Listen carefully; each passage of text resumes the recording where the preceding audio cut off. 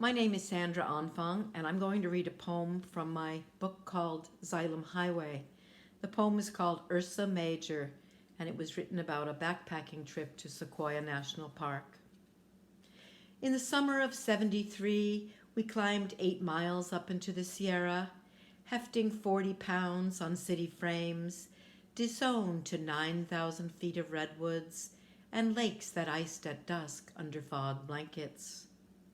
We camped with a guide who'd run away from his life, a heliski pilot who'd broken all his bones.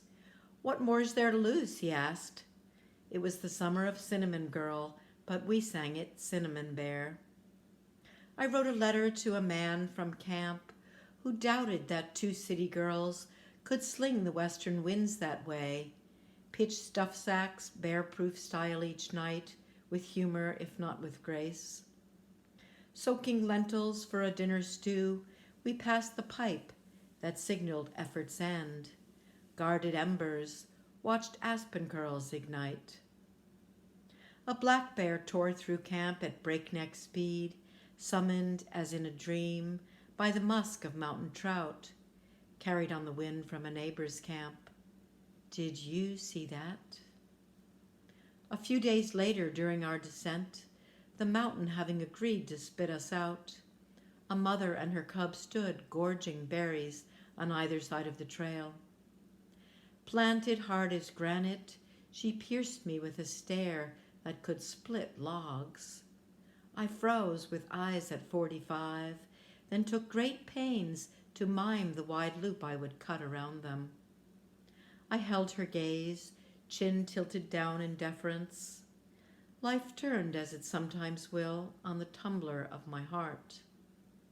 To say that moment changed me is to rewrite everything that happened next. Half-mothered girls were girded by the steam that issued from the great sow's tongue, a baptism that would outlive our lives. I've seen that look in 1,000 mothers' eyes. This child eclipses all that came before. 40 years down the trail, I still think about that runaway guide, wonder how he'd have turned out had his afterbirth been licked, drop by precious drop, by a mama bear, like berry jam, straight from the source. Thank you.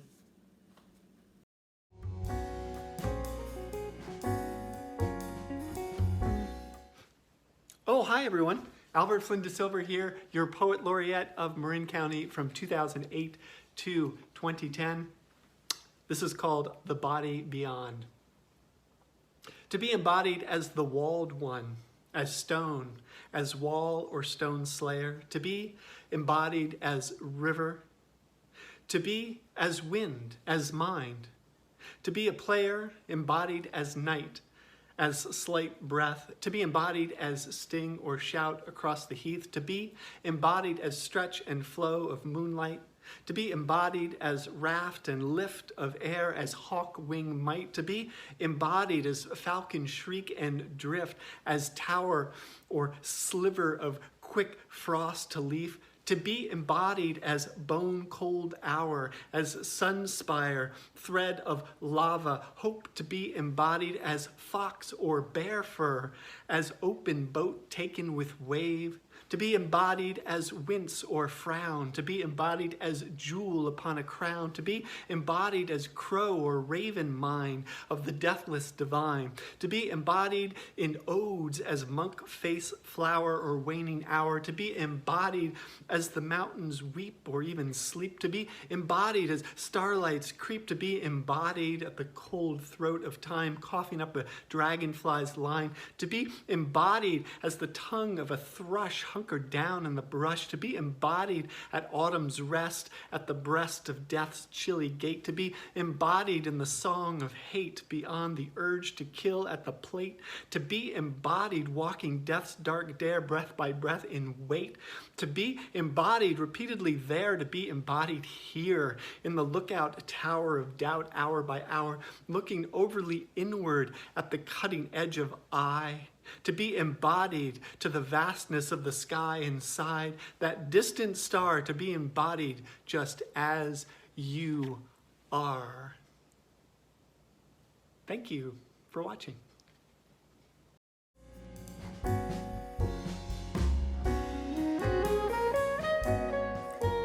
Hi, I'm Terri Glass, and I'm reading a poem called Bluebirds. I became a bluebird at age 6, with a little navy cap emblazoned with a bluebird, a red vest, a navy A-line skirt.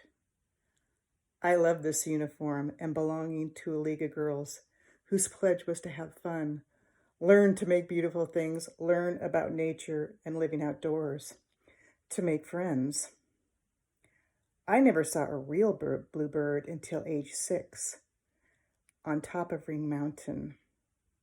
A thrill to view a bird neither yellow nor brown, neither turquoise or indigo, but cobalt blue, a jewel of blue with a citrine chest, a jewel of sky. Walking with the man I deeply loved, the air of bluebirds emblazoned my heart with greater joy. I wore the cap of happiness, the vest of hope. My bluebird girl, winged and full of wonder, grew up and wrote poems about a secret love affair, the visits rare as the bluebirds themselves. But the time spent together felt eternal, entering the ethers of another world. Waiting for the bluebirds to return, I stand on Ring Mountain in spring, making friends with sparrows and warblers. But the memory of blue floods my eyes, and my heart opens like a field of wild lupin.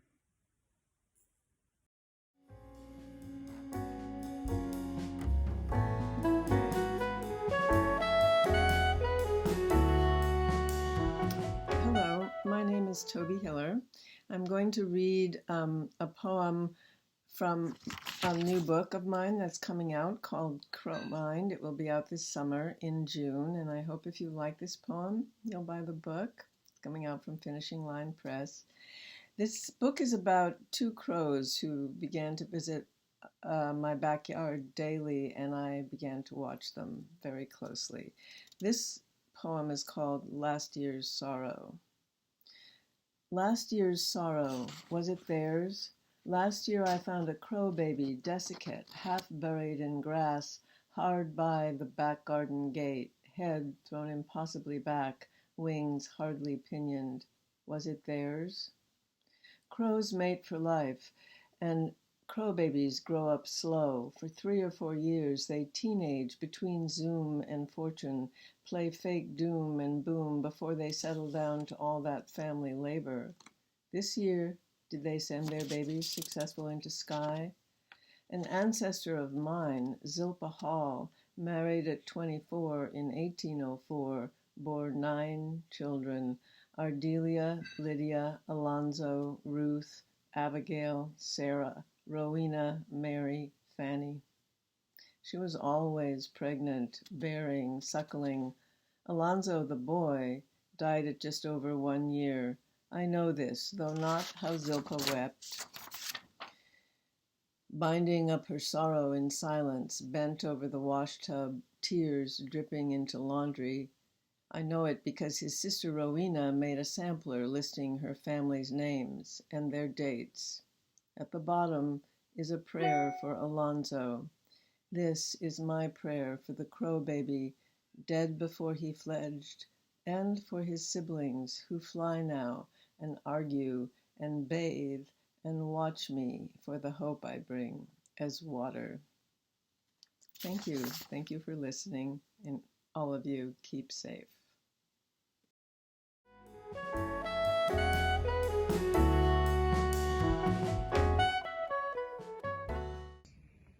Corona. From the Latin word, corona means crown, or wreath, garland. A crown for kings, for heroes in battle. Jesus wore a crown of thorns. So many have worn this new crown of thorns, died with it, No vaccine, no cure, never enough medical equipment, and a paucity of tests. The stories we hear. How will we survive months of unemployment? How will I feed my family? 10,000 died this week. I have a fever, a bad cough with no car. How should I get to that testing place? On a bus? 50,000 more died this week. Grandma lives alone. How will she make it through the storm when the enemy stalks her for getting groceries? 75,000 died just yesterday. He is lying in the hospital and they won't let me see him. 100,000 died this morning. They put her body in the freezer truck. Can I put flowers or a wreath on it? Which one is it? Deaths have surpassed 3 million. No, these are not our stories. We are among the lucky ones who live in a fortress on a hill where a plethora of soldiers keep watch, guarding us from invasions of this deadly enemy, captained by an officer who insists on keeping us safe. Should we complain? Are we not well fed? Do we not have beautiful views off the precipice of our fortress? We are fortunate who can pray for the health workers, the sick, the fallen, and the hungry. We still can watch the sunrise in peace, read a book, move our bodies, and watch a favorite program. And at sunset, we can bask in the sun of our safety, go to bed knowing we are cared for. We, the elderly, are safe in this fortress. We remember the words, "This too shall pass." For all our blessings, let us give thanks.